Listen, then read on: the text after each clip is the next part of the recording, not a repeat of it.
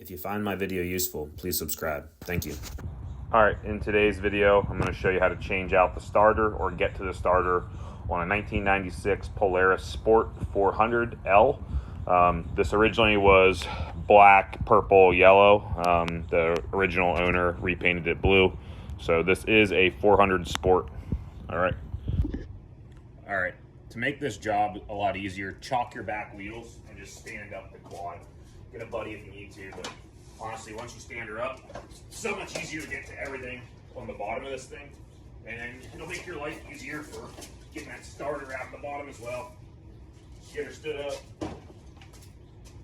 And now you'll be able to get to everything so much easier. All right, once it's stood up, the underplate's easy to remove. You got two 10mm bolts right here and two 10mm bolts right here. Once you take those four out, the underplate will come off.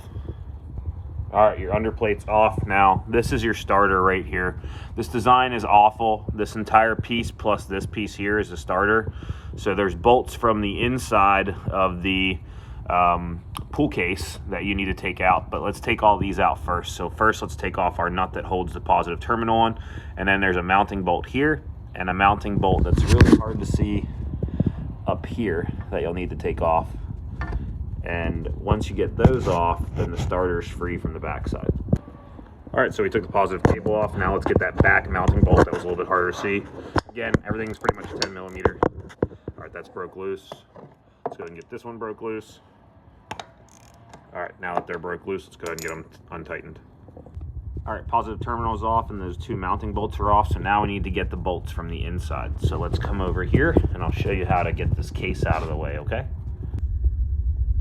All right, so with it standing up and us sitting down, let's take a look at this. What we need to do is take out this bolt here for this brake guard, and then there's a bolt back here that ties in the top plastic part of the brake guard, okay? So I'll take this piece off. Let's do that first. All right, with that brake guard out of the way, what you're gonna see is that your brake pedal lever covers up one of the bolts of these cases. This case, it makes it hard. So just take this spring out. Just grab this with a pair of pliers and you'll see that down there is where it hooks into. Just take that spring out. All right, so take that spring out. So now this is free to move if it's disconnected. So come on the underside, and what you're gonna see is this bar right here on the underside has a cotter pin. Let's take this cotter pin out, push this bar out. All right, once you have that bar disconnected, you can see that now your brake pedal comes all the way out of the way, moving this lever out of the way of this bolt. All right, so now we just need to take out every single one of these 10mm bolts that hold in the case. All right, after all those bolts are out, make sure you're tapping it with a rubber mallet. Don't use a regular mallet, it might break. All right, now we can get to the final bolts. All right, now that case is removed, your last bolts to take out is this one here and this one here, still 10mm, and then this whole Bendex and the starter assembly will be able to be taken out from the underside. All right, so those inside mounting bolts are out. Let's come take this out. One thing I realized is that this plate still gets in the way of pulling it straight back. So let's go ahead and take out the mounting plate bolts, which is here, and then up there as well. All right, once that mounting bracket's just loosened enough, I didn't take the top bolt all the way out, I just loosened it so I could rotate it, then this entire starter mechanism will pop out all at once. All right, so this is our new starter. I put some lithium grease around the contact points, and then I have that gasket there. Let's go ahead and get this placed in there. So that's just gonna be snaked in just like that. All right, once you have that new one lined up, you can go ahead and get this bracket back in place. So let's go ahead and get that back up there and put those bolts back in there and tighten that one down. All right, now that we have that starter lined up, let's go ahead and place our two inside bolts here first. That'll be the easiest way to make sure that starter stays in place. So let's go ahead and get this mounting bolt in, and we don't have to tighten these down all the way. This is just to make sure that the starter doesn't move when we're trying to do the external plate.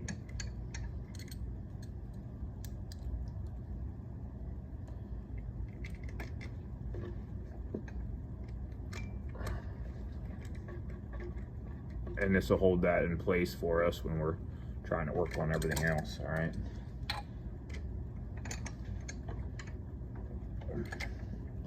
Let's go ahead and get that tightened down. All right, now that those two internal mounting bolts are done, let's come back here to the underside and let's get these mounting bolts done here. So let's first get this bracket back in place, and then we'll put this mounting bolt back in up here real quick. This might be hard to get to, sorry for blocking the camera. Now once it's started, it's a little bit easier. You can kind of get your fingers on it and we'll get it going. All right, so that one's back in place. Let's go ahead and get our ones that go into the starter in place. All right, that one's started. Now let's go ahead and get that bottom one back here started as well.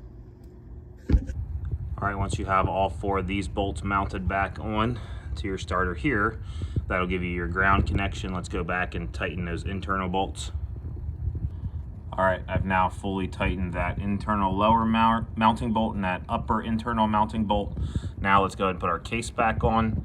So the way you want to do this is you want to make sure that you put a new gasket sealer or you buy a fitted gasket for this. So just a little bit of gasket sealer around this, and then we'll put that in place.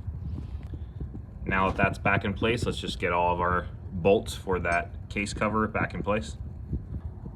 All right, all of our case bolts are back in. Let's go ahead and get our spring back in place now.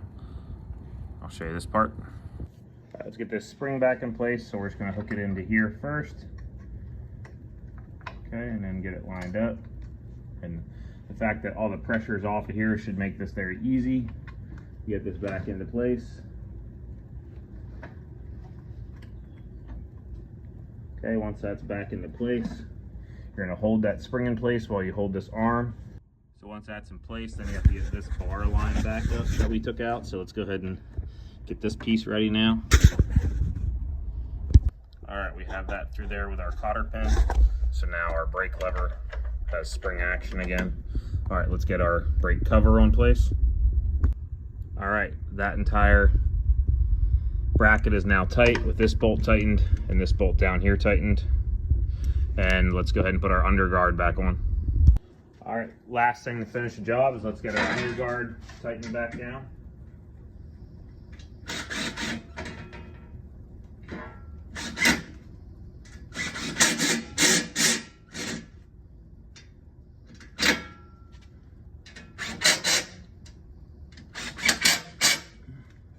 All right, we are good to go. And that's how you replace the starter on a Polaris 400. If you find my video useful, please subscribe. Thank you.